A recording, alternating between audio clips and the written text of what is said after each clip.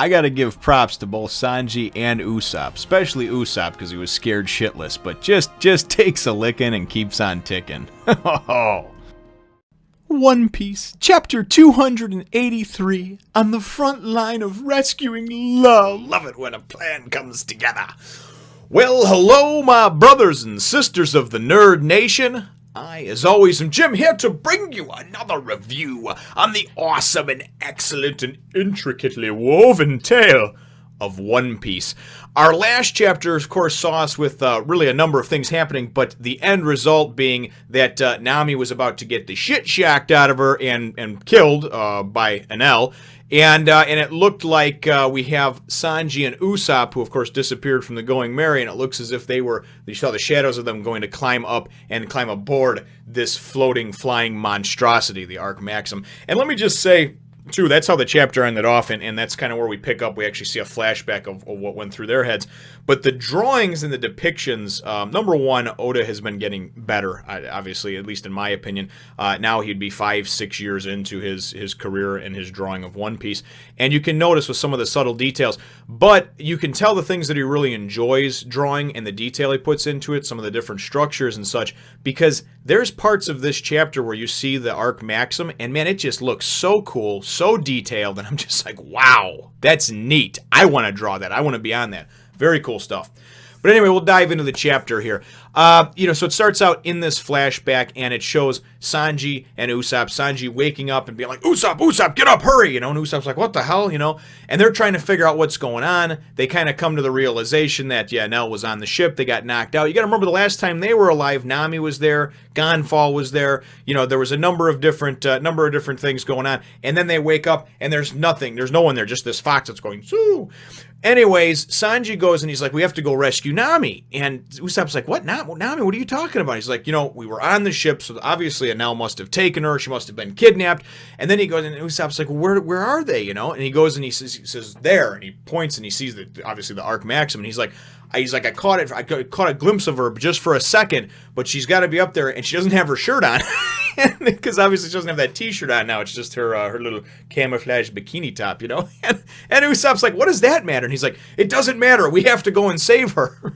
So Usopp's just like, I don't want to do that. He doesn't want any part of that. And he's like, you got to let me borrow that grappling, or we got to use that grappling hook thing of yours. And he's like, oh, you can borrow the Usopp way thing. He's like, no, just face it. You're coming with me. Get ready. So we wind up then going and seeing, and it takes us to a few different points in the actual chapter, and it is neat because during the course of the chapter you see just everybody kind of realizing that the shit's hitting the fan and that things are going down over here. We see at one point Robin, and she's helping Zoro and Chopper to get out of the ruins of Shandora, and it's cool because you see like a number of her hands just kind of carrying Zoro's unconscious ass like up, up this hill, this tree branch, this limb, whatever, to go up higher to get out of there. So we see some of that. We see Conus, of course, on the ship now, and seeing the Arc Maxim in front of her, but not really knowing what to do, but really just kind of, being steadfast in the whole, I'm going to wait for them because that's all I can do right now, And then you go and you get, you wind up getting on the ship. You get Enel talking with Nami, and he actually goes and he's just kind of toying with her, and he goes and he says something to the effect of those two rats that are climbing up on the ship now. Do you think they're going to save you, or that just boarded the ship are going to save you? And Nami's like, huh? What? She has no idea. She can't fathom who it would be because as far as she knows, everybody else is knocked out. Luffy's down and out. She's like, Luffy was the only one left. And then we go and we see the whole thing with Usopp and Sanji back to them, and it's very funny because as it goes back and forth between Enel going and then he actually goes and kind of does a little attack on Nami, and she kind of jumps out of the way, and he's like, but I'm not obligated to wait for them to come rescue you, like to make it more dramatic. Like I can just take you out now, which is what I'm going to do, right? But then he goes to Usopp and Sanji, and Sanji's hilarious, man, because he's talking about how he's going to rescue her, and it's for love, and this and that, and he's like, I don't care if it's, and I love this line, he goes, I don't care if he's a god, if he lays one finger on Nami or harms her, I'll become the demon of the blue sea, so basically, yeah, you want to be god, I'll be a demon and whip your ass apart, right? And I really enjoyed, that. You get to kind of see some of Sanji and Sanji's chops in this one. Because, in Alabasta, I kind of enjoyed the fight with Mr. 2, but not really because Mr. 2 then kind of became a friend again and all this other stuff. So although it was a good fight, I'm like, just was itching to see some more Sanji is what it was. Really what it is, bottom line. And he has such a great personality in the sense that he's so love-struck and so smitten and really only seems to want to save the women.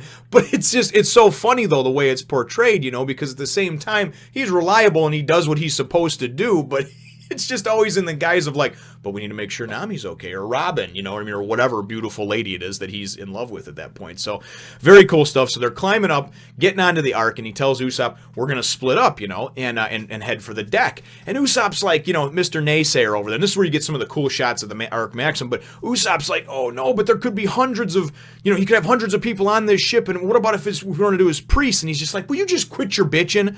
Just stop with the nonsense, you know? So then Usopp kind of gets the idea that, like, you know, Sanji's ready to lay down his life to save Nami, right? To fight this god, you know, if need be. And Usopp's like, what do you mean? Sanji, are you going to, you know, to save Nami? And then, you know, kind of like inferring that, you know, and he goes, and Sanji says to him, he says, listen, Usopp, it's okay if you lay down your life, if you sacrifice your life, as long as it's to save Nami, you know? And Usopp's like, oh, I'm gonna pummel you, you know? So he's like, just shut up and split up, let's head for the deck, right?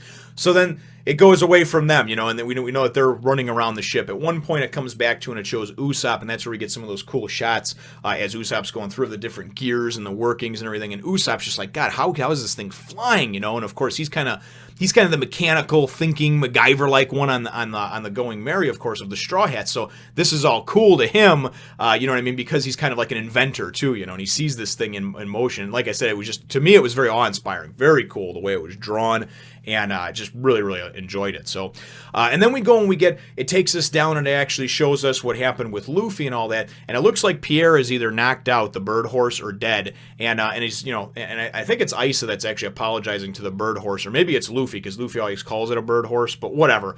But Luffy goes, and the bottom line is he's laying there like in this weird awkward position with like his head slammed backwards into the rocks, and he's like asking Issa to help him, you know, kind of, I guess, probably pull his head up out of there, you know. So, and I also want to mention too, his hat's gone, but Nami has his hat, and she was actually holding it when it was cool, because when she was making that whole speech about how she'd rather die and this and that, and her friends and all that, they showed a shot of her holding onto the straw hat, and she kind of remembers that. She remembers sewing it up for Luffy and how much that's his treasure. She remembers Luffy putting that on her head at Arlong Park, and felt that connection and how much he cared for her, to go and give her this treasure, you know what I mean, of his. So it was very cool, and I thought it was one of those moments that was really one of those moments that shouldn't be overlooked. Very, very neat stuff. So, but we wind up seeing this, and then Luffy goes, in the next panel, you see him, and he's holding this giant gold ball above his head, right? And he's just like, yeah, his arm is caught in this stupid gold giant ball, and Ice is like, don't say that, you know, probably thinking like, God, this is a fortune right here, you know?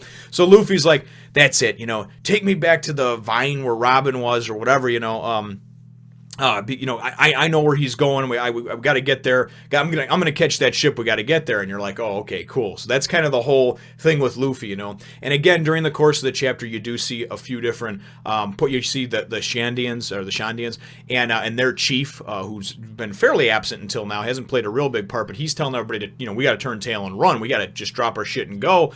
And they're like, well, what about the warriors? You know, the warriors. And he's like, listen, they're grown up. They can take care of themselves. It is what it is. Just, we got to go, man. Okay, so this country is falling. We got to get the hell out of here. He's going to destroy this country like he did with Bilka, you know, his homeland or whatever in Skypiea. So it's kind of neat to see all these different things and how everything's coming together. Then we go and we see it goes back to Enel and Nami, right? And Nami is going and she's dodging things, and she had pulled out her climate attack, the climate baton, and had pulled it out, and she's actually using it against him, not to hurt him, but to go and as he uses lightning, she's going and using the thunder portion of it, and he's going, oh, you understand that the thunder absorbs the lightning or allows it to not pass through as much. He goes, that means you understand weather patterns and everything else. However, you also must know that as soon as I go and amp up and get serious about this, you're not going to be able to stop it. I'm just going to funk you up anyway, right? So he's like, you know, kind of like prepare to die, and he's about to go and hit her or whatever. And she does. She knows that she's got nothing left. She was thinking about jumping at one point, but she's like, what the hell? So she's just trying to hold her own until hopefully somebody can come by and help her out. And then all of a sudden you get a killer move, exploding star. And I'm like, yeah, Usopp, you know, I'm freaking cheering over here, man. And you see Enel, and his hand is being held out. You see like some smoke coming from it and everything, but he wasn't hurt, of course, by it, you know. But in the same token, hey, man, Usopp, you got to give it to the guy, man. He's got balls. You know, he's busted up, he's broken. Sanji went and pulled him into getting on this damn ship. He's the one that obviously got up to the deck first, and he's going in, you know, he just, without thinking, instinctively to save or to help Nami, even though he's, you know, doesn't have the power to defeat him, he tried to attack this god, which I thought was, like I said, I think he definitely deserves a pat on the back, maybe a little golf clap for that one, you know, Usopp getting his big boy balls. But we've seen him do that before and rise to the occasion, so I like him. I like the character, you know. You know, he may be scared all the time, but when it comes to it, you know, life or death, man, he rises to the occasion. So the chapter, though, ends up, though, right after that, because and it is comical, because Usopp goes and he says, he says, after he goes and hits him with that exploding star, and he sees that it doesn't do anything, and he just sees that Enel's kind of got this pissed off look on his face, and he's just like, sorry. He's covered himself up, and then Nami's just like, Usopp! You know, so, man, I can't wait to dive into the next one. And here I turn the page, and I see the next chapter is actually called Sorry. So, certainly looking forward, and that might be the last one of the volume as well. But my chapter question for you, brothers and sisters, is really, what did you think about the whole the pairing off of Sanji and Usopp? I thought it was kind of neat. You know, I like how different characters go off in different arcs with different characters, and we haven't really seen Sanji and Usopp, you know, kind of teamed up or whatever. And I thought this was cool, you know, kind of one of the monster trio, as everybody calls him, with like the inventor guy, and then of course the inventor guy actually being on this ship that's like something that's like a big invention. It's never been seen before. Just what are your thoughts on that? You know, on them being paired up for at least this portion of the arc, man. Boy, I'm loving this stuff. Leave your answer in the comments down below. Feel free to hit the thumbs up, the like button if you should think that I deserve it. And subscribe if you haven't done so already. We will look forward to catching all of you in the next one, Nation. Do you like curly Q eyebrows, cigarette chain smokers, or cheese? If you answered yes to any of these questions, you should go on over to my Facebook and Instagram page.